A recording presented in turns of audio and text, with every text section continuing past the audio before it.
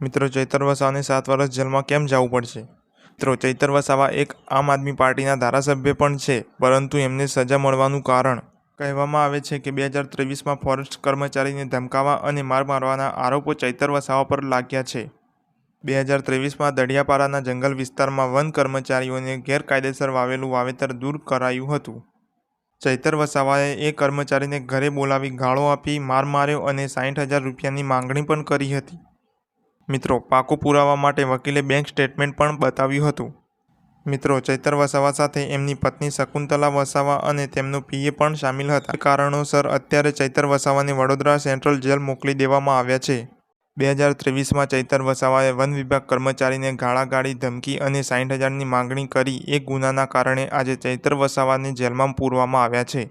અને મિત્રો, ચૈતર વસાવાના આ કેસ 2023ના કારણે થયું. આ બાબતે તમે શું વિચારો છો? કમેન્ટમાં જણાવજો. અને આવા નવા સમાચાર જાણવા આ ચેનલને સબસ્ક્રાઇબ કરવાનું ન ભૂલતા.